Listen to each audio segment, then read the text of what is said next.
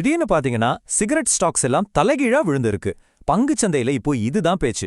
என்னதான் ஆச்சு? ஏன் இந்த சரிவு? வாங்க, இதுக்கு பின்னாடி இருக்கிற காரணங்களை ஒவ்வொன்னா அலசி ஆராயலாம். முதல்ல இந்த டேமேஜ் எந்த அளவுக்கு இருக்குன்னு பாருங்க. இந்த வருஷம் ஆரம்பிச்சதுல இருந்து பெரிய பெரிய சிகரெட் ஸ்டாக்ஸ் எல்லாம் பயங்கரமா அடி வாங்கியிருக்கு.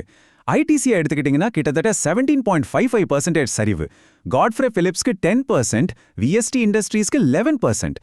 இந்த நம்பர்ஸை பார்த்தாலே தெரியுது இது ஏதோ சின்ன விஷயம் இல்லைன்னு. சரி, இவ்ளோ பெரிய சரிவுக்கு என்னதான் காரணம்?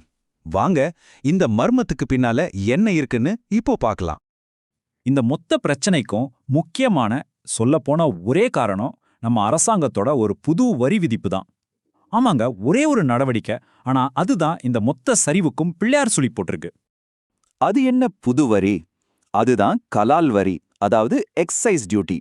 சிம்பிளா சொல்லணும்னா நம்ம நாட்டுக்குள்ளேயே தயாரிக்கிற சில பொருட்களுக்கு போடுற வரி தான் இது. இப்போ சிகரெட் மேலையும் புகையிலை பொருட்கள் மேலையும் இந்த வரியை ஏத்திருக்காங்க.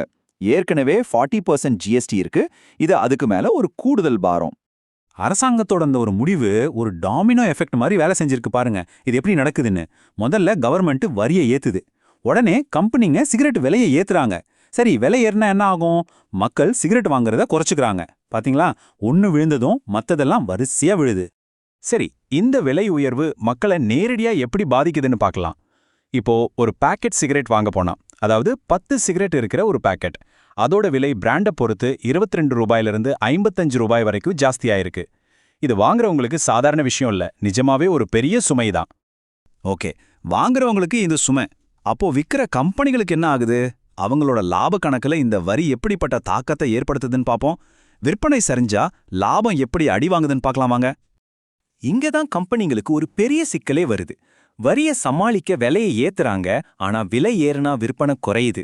சரி, விலையை ரொம்ப ஏத்தாம இருக்கலான்னு பார்த்தா வரியோட முழு பாரத்தையும் அவங்களால தாங்க முடியல. ரெண்டு பக்கமும் இடி மாதிரி.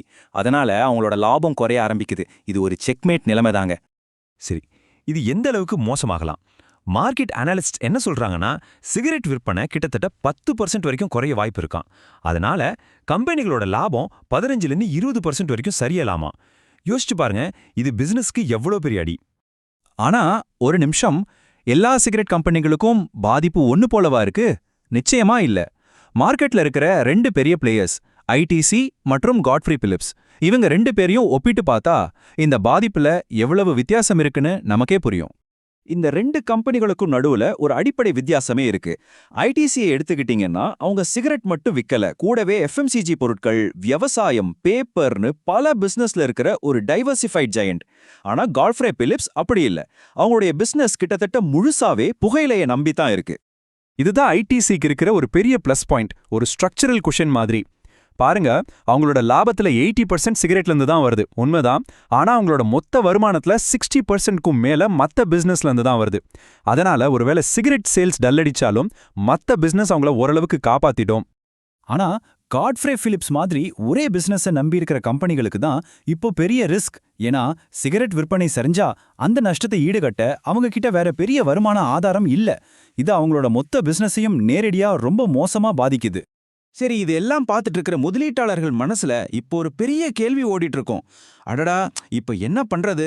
கையில இருக்கிற ஸ்டாக்ஸை வித்துடலாமா, இல்ல இன்னும் கொஞ்ச நாள் வச்சிருக்கலாமா? வாங்க, இதுக்கு நிபுணர்கள் என்ன சொல்றாங்கன்னு பாப்போம். ஆமாங்க, பங்குதாரர்களுக்கு இப்போ சரியான குழப்பம். ஒரு பக்கம் ஸ்டாக் விலை குறைஞ்சிக்கிட்டே போகுது, இன்னொரு பக்கம் சேல்ஸும் குறையுது. அப்போ இதுதான் பங்குகளை விட்டுட்டு வெளியே வர்றதுக்கு சரியான நேரமா?